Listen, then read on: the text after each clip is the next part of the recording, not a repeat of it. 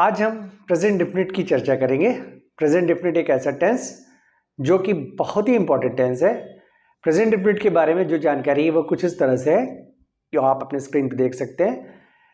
एक ऐसा वाक्य जिसके अंत में अगर ता है, ती है, ते है, ताहू इत्यादि शब्द लगा हुआ दिखे तो उसको हम लोग प्रेजेंट डेफिनेट टेंस कहते हैं। प्रेजेंट डेफिनेट टेंस में हम लोग जब कोई वाक्य बोलते हैं तो वाक्य पढ़कर लगता है कि किसी बात को हम लोग जो कर रहे हैं, जिस बात की हम लोग चर्चा कर रहे हैं, वो काम जिसको हम लोग करने की बात कर रहे हैं वो रोज होता है या किसी की आदत है। तो ऐसे वाक्य को हम लोग प्रेजेंट डेफिनेट की श्रेणी में रखते हैं। जैसे मैं उसे जानता हूँ, तो जब आप कहते हैं मैं उसे जानता हूँ तो ये दिखला रहा है कि आप उसको जानते हैं, तो रोज जानते हैं। मान लीजिए कुत्ता भौंकता है, तो कुत्ता भौंकता है तो कुत्ते की आदत है, क्योंकि जब उसको भौंकना होता है तो भौंकता है, ये उसकी आदत है, ये उसकी आदत को प्रकट करने वाला एक वाक्य हुआ। ठीक, तो ये हो गया कुत्ता भौंकता है। इस तरह से कुछ और उदाहरण है, वो मेहनत करता है। वो मेहनत करता है का मतलब हमेशा करता है, उसकी हमेशा की आदत है कि वो मेहनत करता है। तो कुछ इस तरह के सेंटेंसेस आपको मिलेंगे जिसमें ता है, ती है, ताहू इत्यादि शब्द लगा हुआ दिखेगा, तो उसको हम लोग प्रेजेंट डेफिनिट कहेंगे। अब बात कर लेते हैं इसके हेल्पिंग वर्ब की। जैसे आप जानते हैं हर वाक्य में एक्टिव का और पैसिव का हेल्पिंग वर्ब अलग अलग होता है। तो प्रेजेंट डेफिनिट में भी एक्टिव का हेल्पिंग वर्ब क्या होता है? डू या डस। डू किसके साथ लगता है? I, we, you, they, he, she. I, we, you, they के साथ। और डस किसके साथ लगता है? ही, शी, इट या एक वचन वाली संज्ञा के साथ डस लगता है। और जहां तक पैसिव के हेल्पिंग वर्ब की बात है तो इस, आर, एम जो कि पैसिव का हेल्पिंग वर्ब है, इस किसके साथ लगता है? ही, शी, इट के साथ और एक वचन की संज्ञा के साथ। आर, यू, वी, दे और बहुवचन की संज्ञा के साथ। एम, आई के साथ, सिर्फ आई के साथ। तो ये था हेल्पिंग वर्ब। अब वर्ब की फॉर्म, वर्ब के फॉर्म की बात करें तो अगर वाक्य एक्टिव है तो वर्ब का फर्स्ट फॉर्म, और पैसिव है तो वर्ब का थर्ड फॉर्म। जैसा हर टेंस में हम लोग देखते आए हैं कि अगर वाक्य पैसिव होता है तो वाक्य में वर्ब का थर्ड फॉर्म लगाया जाता है, तो इसमें भी वर्ब का थर्ड फॉर्म लगेगा। तो ये थी कुछ संक्षिप्त जानकारी प्रेजेंट इंडेफिनिट टेंस के बारे में। अगर आप इसको नोट डाउन करना चाहते हैं, करना चाहते नहीं, करना पड़ेगा, अगर आप सीख रहे हैं तो करना पड़ेगा। आपके शेयर कर देता हूँ स्क्रीन पर आपके साथ, आप इसको नोट डाउन कर लीजिए, क्योंकि आप जब सीखेंगे, जब इस टेंस के बारे में हम लोग चर्चा करेंगे तो वो अगर आपके पास लिखा हुआ होगा तो आपको पढ़ने में आसानी होगी। तो चलिए शुरू करते हैं। आज का पहला वाक्य जैसे आप देख सकते हैं, मैं उसकी इज्जत नहीं करता हूं। मैं उसकी इज्जत नहीं करता हूं, इसमें सबसे पहले देखेंगे प्रेजेंट डेफिनिट है तो है क्यों, क्योंकि जब तक आपको ये नहीं पता चलेगा कि कोई टेंस है तो वो टेंस वो क्यों है, तो उसकी जब तक आप उसके पहचान के बारे में नहीं जानते हैं, उसको नहीं देखेंगे, उसको चेक करके नहीं देखेंगे, तब तक आप ये बता नहीं सकते कि वो टेंस कौन सा है। तो अभी आपने देखा प्रेजेंट डेफिनिट की पहचान क्या थी? वर्ब के साथ ता है, ती है, ताहू इत्यादि शब्द लगे होते हैं। तो सबसे पहले देखिए वर्ब क्या है? इज्जत कर। इज्जत कर तक ये वर्ब है, इज्जत कर।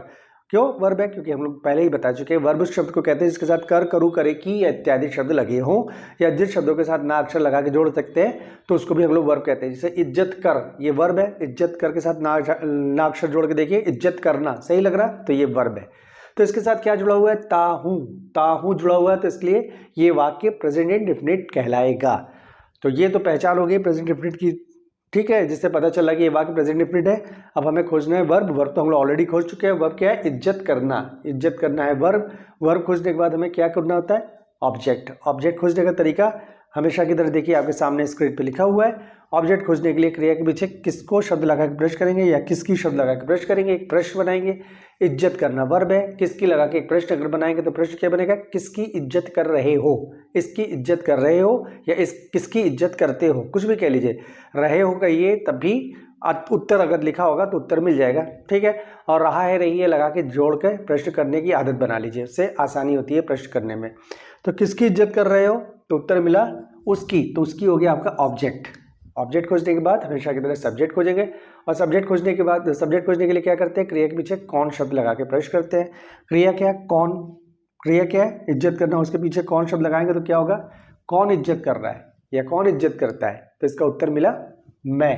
तो मैं हो गया आपका सब्जेक्ट। सब्जेक्ट मिल गया। सब्जेक्ट मिल जाने का मतलब हुआ कि ये वाक्य है एक्टिव। अगर एक्टिव है तो क्या किया जाएगा? हेल्पिंग के स्थान पर डू या डस लगाया जाएगा। किसमें से, इन दोनों में से क्या लगेगा? ये किस तरह से निर्धारित किया जाता है? सब्जेक्ट को देख के निर्धारित किया जाता है। सब्जेक्ट आपका क्या है? मैं की इंग्लिश क्या होती है? आई। आई के साथ क्या लगता है? डू। हेल्पिंग मिल गया, तो हमें क्या करना है? अब हेल्पिंग नोट कर लेना कि इस वाक्य में हेल्पिंग डू लगेगा। हेल्पिंग नोट कर लेना एक अच्छी आदत होती है, क्योंकि जब ट्रांसलेशन करते हैं तो आपके सामने वो चीज़ें लिखी हुई होती है, तो आपको वापस पलट कर देखने की जरूरत नहीं पड़ती है। तो चलिए, तो ये वाक्य आपने लिख लिया होगा अपने कॉपी में, मैं आशा करता हूँ, क्योंकि मैंने पहले ही कहा जब तक आपके कॉपी में ये सब चीज़ें लिखी नहीं होंगी तब तक आप ट्रांसलेशन नहीं सीख सकते। खाली देख के अगर आप सीखने के मूड में हैं, अगर आप इस तरह की कोशिश करने में लगे हुए हैं तो शायद आप कभी भी कामयाब ना हो, क्योंकि देख के कभी भी कोई चीज़ नहीं सीखी जा सकती है। वो आप खाली देखेंगे, सुनेंगे, बस इतना ही होगा।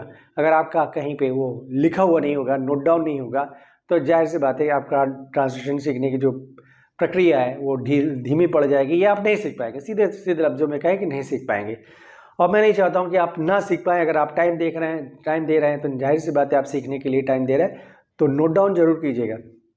चलिए अब शुरू करते हैं। ये आपको मालूम है एक साधारण वाक्य है, मैं उसकी इज्जत नहीं करता हूँ। ये प्रश्नवाचक वाक्य नहीं है। प्रश्नवाचक वाक्य होता है तो इस वाक्य में कहीं ना कहीं कौन, कहाँ, कब, कैसे, कितना, कितनी, कितने, किसका, किसकी, किसके, किस प्रकार का इत्यादि शब्द जरूर दिया होता है। इस वजह से कोई भी एक शब्द इस वाक्य में नहीं दिया हुआ है, तो इसलिए इस वाक्य को हम लोग कहेंगे साधारण वाक्य है। तो अगर साधारण वाक्य है तो सबसे पहले सब्जेक्ट की इंग्लिश बनाते हैं। अगर वाक्य एक्टिव हो तो ये वाक्य एक्टिव है, मैं सब्जेक्ट है तो पहले मैं की इंग्लिश बनाएंगे I help you up. Number 2 क्या लिखा है? Help you up. Help you up क्या है? आपके सामने लिखा हुआ है हेल्प यू अप डू, तो आई डू। नंबर 3 लिखा है नॉट, नॉट लिखा है, वाक्य में नहीं लिखा है तो नॉट की भी इंग्लिश बना लेंगे आई डू नॉट। इसके बाद हमें क्या करना है? इसके बाद बनाना है हेल्प यू का बचा भाग। हेल्प यू का बचा भाग मतलब डू के साथ अगर कुछ बचा हुआ होता, डू के साथ अगर कोई हिस्सा होता है, जैसे डू बी, डू बीइंग। अब आप बोलेंगे डू बी, डू बीइंग ये क्या होता है? अब डू बी, डू बीइंग होता तो कुछ नहीं है। अगर होता इन केस तो हम लोग यहाँ पे बीइंग लगा देते या बी लगा देते, ठीक। तो यहाँ पे तो कुछ नहीं है, छोड़ देंगे। Number 5 verb. वर्ब क्या है? इज्जत करना। इज्जत करने की इंग्लिश होती है रिस्पेक्ट। और आपको मालूम है इस टेंस में हमेशा वर्ब का फर्स्ट फॉर्म यूज होता है, तो इसलिए रिस्पेक्ट लिखेंगे, आईएनजी नहीं लिखेंगे, ईडी नहीं लिखेंगे, थर्ड फॉर्म नहीं लिखेंगे, ठीक है। तो आई डू नॉट रिस्पेक्ट ये हो गया। Number 6 object. ऑब्जेक्ट क्या है वाक्य में? ऑब्जेक्ट उसकी, उसकी की इंग्लिश क्या होगी? Him. I do not respect him एक साधारण सा वाक्य था। फिर भी अगर आपको समझ में ना आया हो तो जैसा मैं हमेशा हर समय हर वीडियो में कहता आया हूँ, जब भी समझ में ना आए फिर पीछे जाइए, पलट के देखिए, समझने की कोशिश कीजिए, क्यों नहीं समझ में आएगा। अगला वाक्य है वह मुझसे बात नहीं करता है। वह मुझसे बात नहीं करता है, पता नहीं क्यों नहीं करता है, खैर वो मुझसे बात नहीं करता है। इसमें सबसे पहले क्या देखेंगे? वर्ब क्या है? वर्ब क्या है? बात करना। बात करना वर्ब है। क्यों वर्ब है? क्योंकि इसमें कर शब्द लगा हुआ है भाई, कर, बात कर, ठीक है। यही ना वर्ब की पहचान बताई गई है कि वर्ब के किसी भी शब्द के साथ अगर कर शब्द लगा हुआ दिखे तो 100% वो वर्ब है, इसमें कोई डाउट नहीं, कोई शक या शुबा नहीं है। तो बात करना आपका वर्ब है और इसके साथ ता है जुड़ा हुआ है, इसलिए ये प्रेजेंट इंडेफिनिट है, ठीक, करेक्ट। चलिए अब क्या खोजते हैं हमेशा की तरह? ऑब्जेक्ट। ऑब्जेक्ट खोजने के लिए क्या करना होता है? वर्ब के पीछे किसको शब्द लगा के बात करते हैं, प्रश्न करते हैं। किसको बात करता है? सुनने में गड़बड़ लग रहा है, ये प्रश्न सही नहीं लग रहा है, तो किसकी लगा के प्रश्न करते हैं, किसकी बात करते हैं। सुनने में तो सही लग रहा है लेकिन इसका आंसर इसमें नहीं है, तो किससे शब्द लगा के बात प्रश्न करते हैं। किससे बात करता है, किससे बात कर रहा है, किससे बात कर रहे हो, किससे बात करते हो, तो उत्तर मिला मुझसे। ये हो गया आपका ऑब्जेक्ट। अब क्या खोजना है? सब्जेक्ट।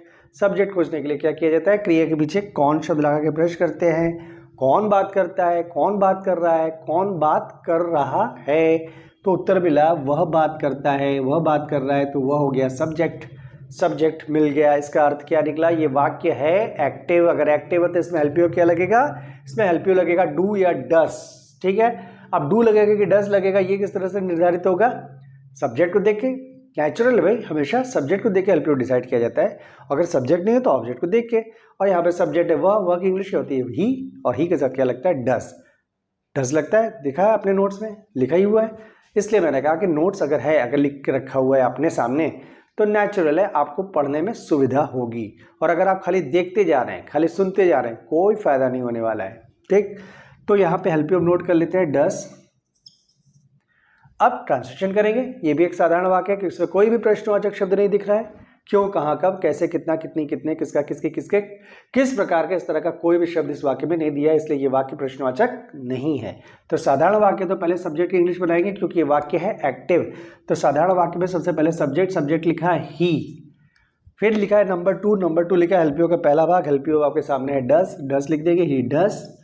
नंबर 3 लिखा है नॉट, नॉट नॉट लिखा हुआ है इस वाक्य में, नॉट लिखा है तो नॉट लिख देंगे। नंबर 4 लिखा है हेल्प यू का बचा भाग, इसमें हेल्प यू का बचा भाग नहीं क्योंकि डस के साथ कुछ जुड़ा हुआ नहीं है। नंबर 5 वर्ब क्या है, बात करना, बात करने की इंग्लिश टॉक टू होती है, TALK टॉक टू। जी, कुछ वर्ब होते हैं जिसके साथ फिक्स प्रपोजिशन लगता है, टॉक भी उसमें से एक वर्ब है। जब भी आप टॉक का यूज करेंगे या तो टॉक के साथ टू लगाएंगे या टॉक के साथ विथ लगाएंगे। नंबर 6 ऑब्जेक्ट, ऑब्जेक्ट आपका क्या है, मुझसे, मुझसे की इंग्लिश हो जाएगी me, he does not talk to me. ठीक है, चलिए एक और सेंटेंस बोलते हैं, वह सबकी तारीफ करता है। अगला वाक्य है वह सबकी तारीफ करता है। प्रेजेंट डेफिनिट क्यों है, क्योंकि इसमें ता है लिखा है वर्ब के साथ। वर्ब क्या है, तारीफ करना, तारीफ करना वर्ब क्यों है, इसमें कर शब्द लगा हुआ है। वाह क्या बात है, आपको सबको मालूम है। तो चलिए वर्ब हो गया, तारीफ करना वर्ब है। अब इसके बाद क्या खोजते हैं, ऑब्जेक्ट। ऑब्जेक्ट खोजने के लिए क्या करते हैं, हमेशा की तरह क्या करते हैं, फिर आप देखिए बोर ना हो जाइए भाई, बोर मत होइएगा, क्योंकि आप में से कुछ लोग बोर होना शुरू हो जाते हैं कि अरे सर हमेशा वही चीज़ उसी पैटर्न को दोहराए जा रहे हैं, उसी पैटर्न को दोहराए जा रहे हैं, इनके पास कोई दूसरा टेक्निक नहीं है, कुछ दूसरा आइडिया नहीं है। कुछ एंटरटेनिंग बनाते हैं तो कितना मज़ा आता है, कुछ हंसी मजाक करते तो कितना मज़ा आता है। यार मुझे हंसी मजाक करना नहीं आता है, ठीक है, क्या करूँ। खैर हंसी मजाक करने से क्या फ़ायदा है, आप पढ़ने के लिए आए कि आप एंटरटेन होने के लिए। सबसे पहला प्रश्न ये, अगर आपको एंटरटेन होना है तो कई चैनल्स हैं जो आपको एंटरटेन कर सकते हैं, आप प्योर फॉर्म एंटरटेनमेंट प्राप्त कर सकते हैं। क्या ज़रूरत है इस तरह के चैनल्स देखने की जहाँ पे आपको एंटरटेन कर करके पढ़ाया जा रहा हो। मुझे तो कोई इस पर लॉजिक नज़र नहीं आता है, सिर्फ इसलिए ना क्योंकि वो आपको इंगेज करके रखना चाहते हैं। अगर देखिए, अगर आपको पढ़ाई समझ में आ रही है तो आप ऑलरेडी इंगेज रहेंगे, और इंगेज करने की ज़रूरत हमें लगता है तब पड़ती है जब कंटेंट में दम ना हो, जब पढ़ाने वाले को कॉन्फिडेंस ना हो कि वो जो कुछ पढ़ा रहा है वो सामने वाले को समझ में आ रहा है कि नहीं। ठीक है, तो उस केस में आपको एंटरटेन करने के लिए कुछ एक हरकतें करनी पड़ सकती हैं। लेकिन मुझे जहाँ तक लगता है कि मेरे स्टूडेंट्स जो हैं वो एक सीरियस नेचर्ड स्टूडेंट्स हैं, उनको पढ़ते समय उतना एंटरटेनमेंट की ज़रूरत महसूस नहीं होती है। मैं ये आशा करता हूँ, अगर होती है तो जाहिर सी बात है भाई उनके पास दूसरे भी चैनल देखने के लिए वो मेरा चैनल क्यों देखेंगे, नहीं देखेंगे, बोर हो जाएंगे ना। ठीक है, कोई बात नहीं। तो सबसे पहले हमें देखना था कि वर्ब के बाद क्या खोजना है, ऑब्जेक्ट। ऑब्जेक्ट खोजने के लिए क्या करते हैं, क्रिया के पीछे किसकी लगा के प्रेस करेंगे, किसकी तारीफ कर रहे हो, किसकी तारीफ कर रहे हो, उत्तर मिला सबकी, तो सबकी हो गया आपका ऑब्जेक्ट। इसके बाद हमें खोजना है सब्जेक्ट। सब्जेक्ट खोजने के लिए क्रिया के पीछे कौन शब्द लगा के प्रेस करते हैं, कौन तारीफ कर रहा है, कौन तारीफ कर रहा है, कौन तारीफ कर रहा है, वह कर रहा है, वह कर रहा है या वह करता है, सब एक ही बात है, कोई प्रॉब्लम नहीं। तो यहाँ पे सब्जेक्ट मिल गया। सब्जेक्ट मिल जाने का मतलब वाक्य क्या हुआ, एक्टिव। एक्टिव है तो इसका मतलब क्या हुआ, हेल्प यू के स्थान पर डू या डस का प्रयोग होगा। तो किस तरह से निर्धारित होगा, सब्जेक्ट को देख के सब्जेक्ट क्या है, वह है वह की इंग्लिश क्या होती है, ही या शी। यहाँ पे लड़की होता है तो कहते हैं वह सबकी तारीफ करती है, लड़का है तो कहेंगे वह सबकी तारीफ करता है, तो ही लिखेंगे। ही के साथ क्या लगता है, डस। तो हेल्प यू मिल गया, हेल्प यू मिल गया डस, नोट कर लें डस। अब ट्रांसलेशन करेंगे, सबसे पहले सब्जेक्ट की इंग्लिश बनाएंगे। सब्जेक्ट क्या है, वह की इंग्लिश हो जाएगी ही। इसके बाद आप प्रयोग करेंगे हेल्प यू का पहला भाग। तो हेल्प यू का पहला भाग ये है डस, तो डस लिख देंगे, ही डस। इसके बाद तीसरे नंबर पे लिखा है नॉट, वाक्य में नॉट है नहीं तो नॉट नहीं लिखेंगे। नंबर 4 हेल्प यू का बचा भाग, डस के साथ कोई बचा हुआ भाग नहीं है, नहीं लिखेंगे। नंबर 5 वर्ब, वर्ब क्या है, तारीफ करना, प्रेज, PRAISE, प्रेज, तारीफ करना हो गया। नंबर 6 ऑब्जेक्ट, ऑब्जेक्ट है सबकी, सबकी की इंग्लिश यहाँ पे होगी everyone, everyone, he does praise everyone। लेकिन यहाँ से does हटा देंगे, क्यों हटा देंगे, इसके बारे में अगर आपको पता करना हो या जानना हो तो आपके स्क्रीन पर आप कुछ देख सकते हैं लिखा हुआ। इस प्रेजेंट डेफिनिट से संबंधित कुछ नोट्स, कुछ मुख्य बातें, कुछ इंपॉर्टेंट बातें जो आप देख सकते हैं, उसको आप नोट डाउन कर लीजिए। उसमें देखिए लिखा होगा कि अगर डू या डस के तुरंत बाद वर्ब या नेवर आए तो डू डस हटा देते हैं, लिखा है कि नहीं, जी हाँ। तो डू डस के तुरंत बाद वर्ब या नेवर आए तो डू डस हटा देते हैं। तो यहाँ पे देखिए डस के तुरंत बाद आ गया प्रेस, ये क्या है, वर्ब, तो आपको यहाँ से डस हटाना पड़ेगा। डस हटाने के बाद क्या करते हैं, वो लिखा हुआ है, जब डस हटाते हैं तो वर्ब में एस या ES जोड़ देते हैं, वर्ब में एस या ES जोड़ देते हैं। अब वर्ब में एस कब जोड़ेंगे, ES कब जोड़ेंगे, उसके बारे में भी कुछ बातें आपके स्क्रीन पर देखी जा सकती है, उसको भी आप नोट डाउन कर लीजिए। तो यहाँ पर डस हटा के हमें प्रेज में एस जोड़ना है, तो प्रेजेस हो जाएगा, ही प्रेजेस एवरीवन।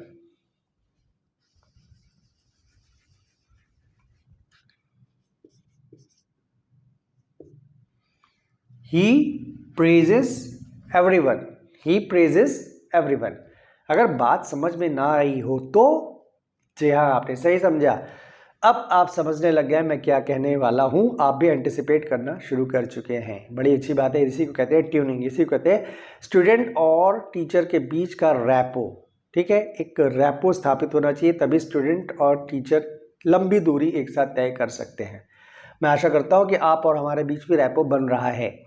तो इसमें आपका ट्रांसलेशन हुआ ही प्रेजेस एवरीवन। अब एक अगला वाक्य होगा जिसमें हम ये देखेंगे कि डू हट रहा है, वहां से डू हटेगा तो क्या होगा वो भी देख लेते हैं।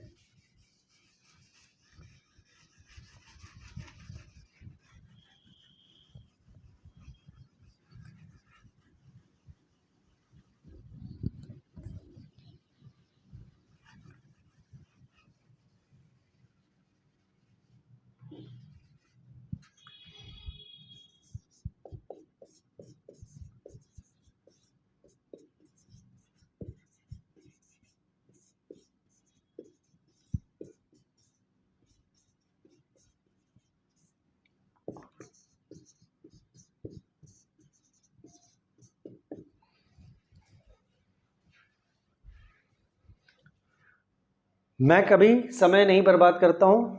फिर से देख लें, वर्ब क्या है, बर्बाद करना। बर्बाद करना वर्ब है, बर्बाद करना वर्ब है क्योंकि कर शब्द लगा हुआ है। देखिए, जब मैं बार बार बता रहा हूं कि वर्ब क्यों है, वर्ब क्यों है, जब ये इस तरह के ट्रिक को आपको समझा रहा हूं, वर्ब के साथ कब बर्बाद शब्द के साथ कर शब्द लगा हुआ है, इसलिए वर्ब है, वर्ब है, वर्ब है, जब ये तरीके से बता रहा हूं तो देखिए धीरे धीरे आपको ये चीज़ें याद भी हो रही है कि नहीं। यही तरीका पढ़ने का और पढ़ाने का भी शायद, क्योंकि कुछ लोगों का तरीका अलग होता है, मेरा तरीका अलग है, तो वो अपने तरीकों को अच्छा मानेंगे, मैं अपने तरीकों को अच्छा मानूंगा। जाहिर से बात है, सबको अपना तरीका अच्छा मानना चाहिए, नहीं तो आपके पास कॉन्फिडेंस नहीं आएगा पढ़ाने का। ठीक है, तो देखिए यही रीज़न है कि मैं बार बार हर चीज़ को दोहराता चला जाता हूँ ताकि आप सुनते सुनते आपको सब याद हो जाए। तो ये यहाँ पे वर्ब है बर्बाद करना, बर्बाद करना वर्ब है, उसके साथ ताहू जुड़ा हुआ है इसलिए ये प्रेजेंट डेफिनिट है। अब क्या खोजते हैं, बर्बाद करना वर्ब है, उसके बाद खोजते हैं ऑब्जेक्ट। ऑब्जेक्ट खोजने के लिए क्या करेंगे, वर्ब के पीछे किसको लगा के प्रवेश करेंगे, किसको बर्बाद कर रहे हो, किसको बर्बाद कर रहे हो भाई, किसको बर्बाद कर रहे हो, समय। समय ऑब्जेक्ट है, समय बर्बाद नहीं करना चाहिए, समय कीमती है, टाइम इज प्रेशियस। एनीवे, फिर खोजते हैं सब्जेक्ट। सब्जेक्ट खोजने के लिए क्रिया के पीछे कौन शब्द लगा के प्रवेश करते हैं, कौन बर्बाद करता है, कौन बर्बाद करता है, समय कौन बर्बाद करता है। उत्तर मिला मैं सब्जेक्ट है, सब्जेक्ट मिल जाने का मतलब वाक्य एक्टिव है, करेक्ट। अगर वाक्य एक्टिव है तो एलपीओ के स्थान पे क्या लगना चाहिए, डू या डस, क्योंकि ये प्रेजेंट डेफिनिट का एक्टिव वाक्य है।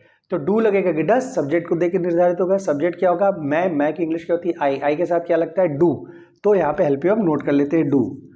अब ट्रांसलेशन शुरू करते हैं। सबसे पहले क्या लिखा है, सब्जेक्ट की इंग्लिश, सब्जेक्ट क्या है, मैं की इंग्लिश क्या हो जाती है, आई। फिर नंबर 2 लिखा है हेल्प यू का पहला शब्द, हेल्प यू आपके सामने लिखा है डू, तो लिख देंगे डू।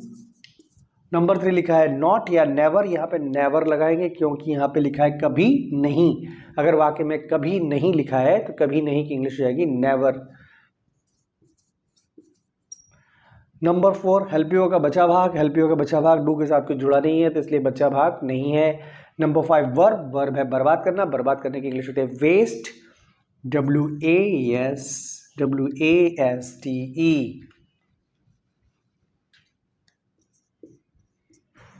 वेस्ट। फिर नंबर 6 लिखा है object time, I do never waste time.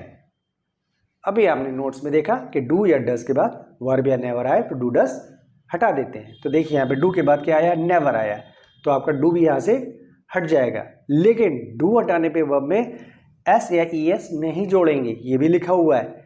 ठीक है, अब आप किस तरह से याद रख सकते हैं कि भाई डू हटाने पे एस या ES नहीं जोड़ेंगे और डस हटाने पे जोड़ेंगे। सिंपल सा ट्रिक है, डस का स्पेलिंग क्या होता है, DOES। तो आप ये समझ लीजिए DOES जब हटा रहे हैं तो DO तो हटा रहे हैं लेकिन ES जाके जुड़ जा रहा है वर्ब में, कभी ES जुड़ जा रहा है, कभी ES जुड़ जा रहा है। ये ट्रिक है याद करने का। और डू के साथ ES नहीं लगा है तो इसलिए वर्ब में ES नहीं जुड़ रहा है या ES नहीं जुड़ रहा है। एकदम सिंपल तरीका याद रखने का। ठीक है, तो यहाँ से हमने डू हटाया और इस तरह से वाक्य बना, आई नेवर वेस्ट टाइम। वाक्य है, देश हमें पहचान देता है। इसमें वर्ब क्या है? देना। देना आपका वर्ब है, क्योंकि दे में ना शब्द जुड़ सकता है, इसलिए देना वर्ब है। वर्ब खोजने के बाद हम लोग क्या खोजते हैं? सबसे पहले खोजते हैं ऑब्जेक्ट। क्या है? ऑब्जेक्ट खोजने के लिए वर्ब के पीछे क्या करते हैं? वर्ब के पीछे किसको शब्द लगा के प्रश्न करते हैं। किसको देता है, किसको दे रहा है, किसको दे रहा है, किसको दे रहा है? हमें दे रहा है, तो हमें हो गया ऑब्जेक्ट। फिर हमें खोजना है सब्जेक्ट। सब्जेक्ट खोजने के लिए क्या करना पड़ता है? कौन लगा के प्रश्न करते हैं। क्रिया के पीछे कौन देता है? कौन देता है? हमें कौन देता है? हमें कौन देता है? हमें देश देता है। देश सब्जेक्ट है आपका, देश सब्जेक्ट है। अगर सब्जेक्ट मिल गया तो क्या है? वाक्य एक्टिव है। अगर एक्टिव है तो एलपीओ क्या लगेगा? डू या डज लगेगा। और इसमें सब्जेक्ट क्या है? देश। देश की इंग्लिश होती है कंट्री। एक कंट्री की बात हो रही है, एक देश की बात हो रही है, तो एक वचन हुआ। एक वचन के साथ क्या लगता है? डज लगता है। हेल्पियो मिल गया। हेल्पियो हम लोग नोट कर लेते हैं, डज लगेगा। हेल्पियो ऑफ डज। अब ट्रांसलेशन करते हैं। सबसे पहले सब्जेक्ट की इंग्लिश बनाएंगे। सब्जेक्ट क्या है? कंट्री, देश, कंट्री। इसके बाद नंबर 2 लिखा है एलपीओ का पहला शब्द, एलपीओ है डज। नंबर 3 लिखा है नॉट। नॉट है नहीं इस वाक्य में। नंबर 4 लिखा है एलपीओ का बचा भाग, डज के साथ कोई बचा भाग नहीं एलपीओ का। नंबर 5 वर्ब, वर्ब देना, गिव। नंबर 6 ऑब्जेक्ट, ऑब्जेक्ट है हमें, अस। अब क्या बचा रह गया? पहचान, आइडेंटिटी।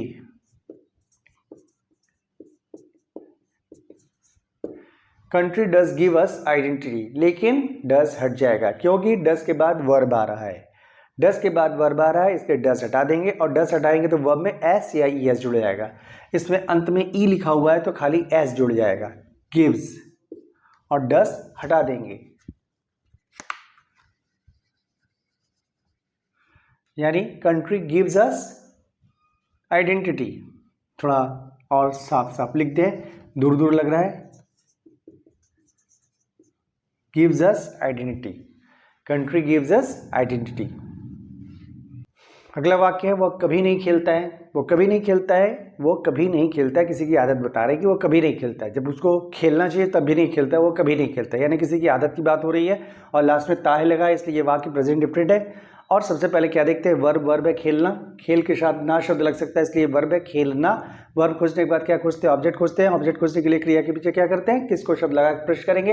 किसको खेलता है? किसको खेलता है, इसका कोई उत्तर नहीं है। किसकी खेलता है, सुनने में अटपटा लगा। किससे खेलता है, इसका कोई उत्तर नहीं है। किसे खेलता है, क्या खेलता है, कुछ नहीं लिखा है इसमें, उत्तर नहीं है, ऑब्जेक्ट नहीं है। ऑब्जेक्ट नहीं है, कोई बात नहीं। ऑब्जेक्ट के होने या ना होने से वाक्य के एक्टिव या पैसिव के निर्धारण में कोई अड़चन नहीं आती है। तो सबसे पहले अब उसके बाद क्या खोजते हैं? सब्जेक्ट। सब्जेक्ट खोजने के लिए क्रिया के पीछे कौन शब्द लगा के प्रश्न करते हैं? कौन शब्द लगा के प्रश्न करते हैं? ऑब्जेक्ट। सब्जेक्ट खोजने के लिए क्रिया के पीछे कौन शब्द लगा के प्रश्न करते हैं? क्रिया क्या है? खेलना। खेलना के साथ कौन शब्द लगा के एक प्रश्न बनाएंगे तो क्या प्रश्न बनेगा? कौन खेलता है, कौन खेलता है, कौन खेल रहा है? वह खेल रहा है, वह सब्जेक्ट है। सब्जेक्ट दिया है, सब्जेक्ट दिया होने का मतलब क्या हुआ? वाक्य एक्टिव। अगर एक्टिव है तो एलपीओ क्या लगेगा? डू या डज लगेगा। सब्जेक्ट क्या है? वह की इंग्लिश क्या होती है? ही, और ही के साथ क्या लगता है? LPO of does. तो डज नोट कर लिया, ऑलरेडी नोटेड है, कोई बात नहीं। चलिए अब ट्रांसलेशन करेंगे। सबसे पहले सब्जेक्ट की इंग्लिश बनाएंगे। सब्जेक्ट क्या है? वह की इंग्लिश हो जाएगी ही। नंबर 2 लिखा है हेल्पियो का पहला भाग, हेल्पियो वर्ब के सामने लिखा है डज, ही डज। नंबर 3 लिखा है नॉट या नेवर, यहाँ पे नेवर लगेगा क्योंकि कभी नहीं लिखा है। जब कभी नहीं लिखा हो वाक्य में तो नॉट की जगह नेवर का प्रयोग किया जाता है। नंबर 4 हेल्पियो का बचा भाग, इसमें नहीं है, डज के साथ कुछ नहीं जुड़ा हुआ है। नंबर 5 वर्ब, वर्ब है खेलना, प्ले। नंबर 6 ऑब्जेक्ट इसमें है नहीं, तो इस तरह से ट्रांसलेशन पूरा हुआ, ही डज नेवर प्ले। लेकिन डज हट जाएगा, डज हट जाएगा। क्यों? क्योंकि नोट्स कहता है कि डू या डज के तुरंत बाद वर्ब या नेवर आए तो डू डज हटा दिया जाता है। तो यहाँ पे डज के बाद नेवर आ रहा है तो डज हटा देंगे। और डज हटा के क्या किया जाता है? जो डज का ई एस है वो ई एस जाके वर्ब में जुड़ जाता है। कभी ई एस जुड़ जाता है, कभी एस जुड़ जाता है। कब ई एस जुड़ता है, कब एस जुड़ता है, वो आपने अभी देख लिया है अपने स्क्रीन पर। तो यहाँ पे जुड़ेगा एस, तो यहाँ से डज हट जाएगा। तो इस तरह से बना he never plays, he never plays. अगला वाक्य है जो आप अपने स्क्रीन पे देख सकते हैं, कुछ लंबा सा वाक्य दिख रहा है। आप देख के घबरा गए होंगे कि अरे बाप रे, इतने लंबे वाक्य को ट्रांसलेशन कैसे करेंगे। अभी तो सर ने शुरुआत की है और अभी से लंबे लंबे वाक्य उन्होंने देना शुरू कर दिया। लेकिन घबराइए मत, वाक्य चाहे जितना लंबा क्यों ना हो, प्रोसेस बनाने का एक ही होता है, तो फिर डरना क्या। तो देखिए अभी इस लंबे से वाक्य को कितने आसानी से हम लोग ट्रांसलेट कर देते हैं।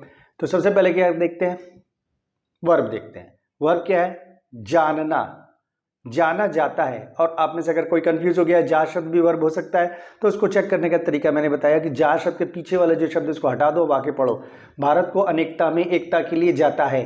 सही लग रहा है? नहीं सही लग रहा है, इसका मतलब इस जा का कोई मतलब नहीं है, जा को छोड़ दो, कैंसिल। जा के पीछे जो लिखा है जाना, यही वर्ब है। जाना मतलब जानना, जाना, जाना मतलब जानना। ठीक है, ये हो गया वर्ब। वर्ब खोजने के बाद हमें क्या खोजना है? ऑब्जेक्ट खोजना है। ऑब्जेक्ट खोजने के लिए क्रिया के पीछे क्या करते हैं? वर्ब के पीछे किसको लगा के प्रश्न करते हैं? वर्ब है किस, वर्ब है जानना, किसको लगा के प्रश्न करेंगे? किसको जाना जाता है? किसको जाना जाता है? किसको जाना जाता है? किसको जाना जाता है? भाई भारत को जाना जाता है, तो भारत हो गया आपका object.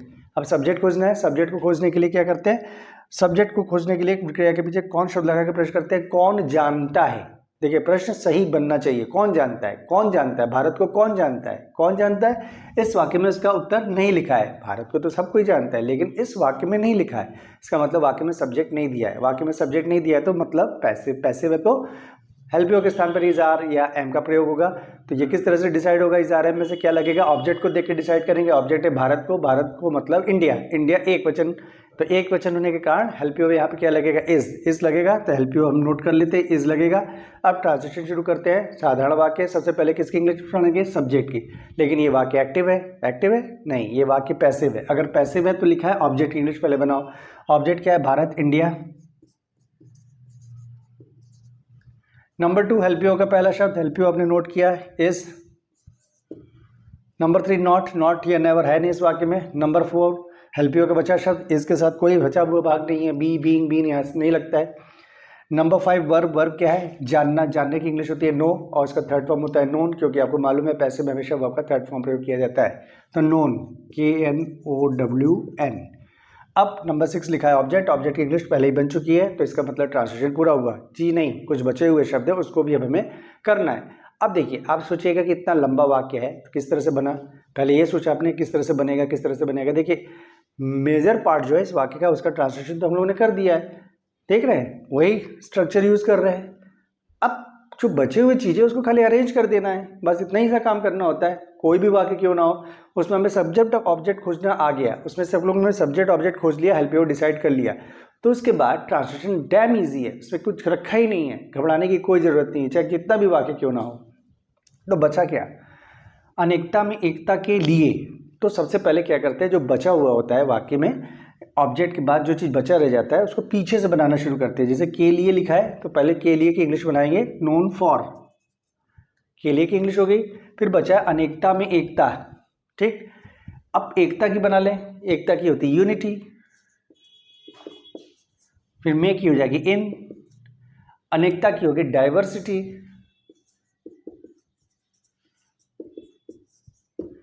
India is known for unity in diversity. देखिए कितना सिंपल था। क्यों सिंपल हुआ?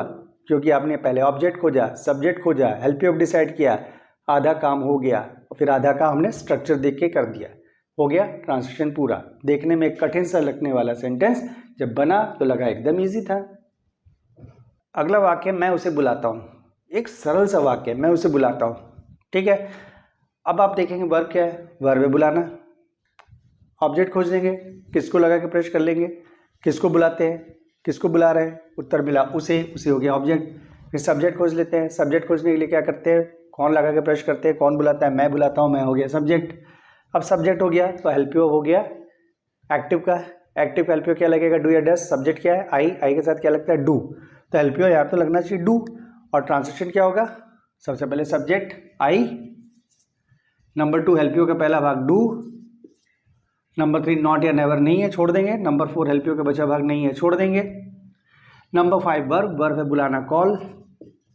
नंबर 6 ऑब्जेक्ट, ऑब्जेक्ट है उसे, him, I do call him. अब आपके सामने ये प्रश्न है कि क्या ये वाक्य का ट्रांसलेशन सही है?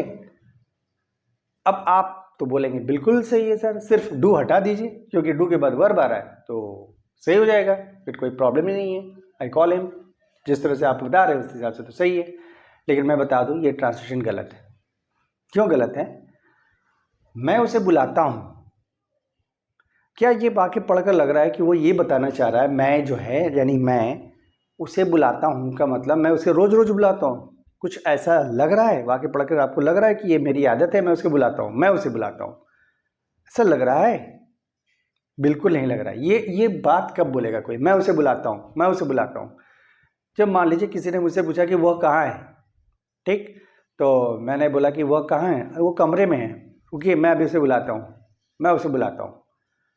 अब देखिए, मैं उसे बुलाता हूँ कह तो रहा हूँ, लेकिन ये प्रेजेंट इंडेफिनिट नहीं है, क्योंकि इसमें काम रोज रोज नहीं हो रहा है। मैं उसे बुलाता हूँ जब हम कह रहे हैं, तो इसका मतलब अब बुलाने जा रहे हैं, अभी काम हुआ नहीं है, अभी काम होगा भविष्य में। तो इस तरह के वाक्यों को हम लोग प्रेजेंट इंडेफिनिट की श्रेणी में नहीं रखते हैं। प्रेजेंट इंडेफिनिट में वाक्य के अंत में ता है, ती है, ताहू जरूर आता है, बेशक आता है, लेकिन कुछ ऐसे भी वाक्य होते हैं जिसमें अंत में ता है, ती है, तेहू आता है, लेकिन वो प्रेजेंट इंडेफिनिट नहीं होता है। उसमें से एक वाक्य ये भी हुआ जिसमें आप वाक्य तो बोल रहे हैं ताहू लगा के, लेकिन उसमें आप ये बताने जा रहे हैं या चाह रहे हैं कि आप उस काम को भी करने वाले हैं। ये नहीं बता रहे हैं कि आप वो काम रोज करते हैं, वो काम रोज रोज होता है, ये नहीं आपका मकसद है बताने का उस वाक्य के माध्यम से, बल्कि आप बोले वो काम आप करने जा रहे हैं। तब आप पूछेंगे तब इसको किस टेंस में रखा जाएगा, तो इसको फ्यूचर इंडेफिनिट में रखा जाएगा। ठीक है, इसको फ्यूचर इंडेफिनिट में रखा जाएगा। अगर आपने फ्यूचर इंडेफिनिट अभी तक ना पढ़ा हो तो कोई बात नहीं, वो अभी आगे पढ़ेंगे तो आपको पता चल जाएगा। फ्यूचर इंडेफिनिट में हेल्प यू लगता है विल या शैल, अक्सर विल का ही यूज़ करते हैं। आजकल के मॉडर्न इंग्लिश में शैल का यूज़ फ्यूचर टेंस के रेफरेंस में नहीं किया जाता है। ठीक है, तो विल, तो यहाँ पे होना चाहिए आई विल कॉल हिम, वाक्य का ट्रांसलेशन होगा आई विल कॉल हिम, ना कि डू। तो आप बोलेंगे अगर ये फ्यूचर इंडेफिनिट का टेंस था तो यहाँ पढ़ाने की क्या जरूरत थी, प्रेजेंट इंडेफिनिट में मैंने ये वाक्य क्यों रखा है? जरूरत थी इसलिए क्योंकि कोई भी आपको पूछ के हैरान परेशान कर सकता है कि अच्छा ये बताओ ये वाक्य कौन से टेंस में, आप फंस जाएंगे और आपकी हंसी उड़ाई जाएगी, है कि नहीं? तो इस मुश्किल से बचने के लिए, इस तरह के झांसे में ना आए, उससे आपको बचाने के लिए मैंने इस वाक्य को यहाँ पे दिया है। ठीक है, ऐसे ही कई वाक्य हो सकते हैं। ठीक है, जैसे आपको कोई कुछ कहा तो आप बोलेंगे मैं ये कर देता हूँ, मैं वो कर, अच्छा रुको मैं उठा देता हूँ, अच्छा रुको मैं चाय बना देता हूँ, तुम मत जाओ मैं दरवाजा खोल देता हूँ। ठीक है, ये सारे वाक्य देखिए ताहू पे खत्म हो रहे हैं, लेकिन ये सारे वाक्य पढ़ के लग रहे हैं कि भविष्य की बात हो रही है, भविष्य में आप वो काम करने जा रहे हैं, इसलिए वहाँ पे हेल्प यू के स्थान पे विल लगेगा। तो आज हमने प्रेजेंट इंडेफिनिट के कुछ साधारण वाक्य को डील किया जिसको अफर्मेटिव सेंटेंसेस कहते हैं। मैं बिल्कुल कहता हूं कि ये कम ही सेंटेंस है जितना मैंने डील किया, क्योंकि समय की कमी है, हमारे पास इतना समय नहीं होता है कि एक ही सेशन में सारी चीज़ पढ़ाते चले जाएं। ठीक है, और प्रेजेंट इंडेफिनिट एक बहुत ही इंपॉर्टेंट टेंस है, मैं पहले ही कह चुका हूं। तो क्यों ना ऐसा करें कि ये प्रेजेंट इंडेफिनिट के कुछ और वाक्य हम लोग डील करें इसके बाद वाले एपिसोड में, वो भी अफर्मेटिव सेंटेंस का ही एपिसोड होगा। उसमें अभी इंट्रोगेटिव अभी हम लोग इंट्रोड्यूस नहीं करेंगे, कुछ और वाक्य हम लोग अफर्मेटिव सेंटेंसेस के डील करेंगे अगले वीडियो में। मैं आशा करता हूँ कि आपको उस वीडियो का इंतजार रहेगा और आप फिर से कुछ और जानकारी प्राप्त कर पाएंगे। तब तक के लिए जय हिंद।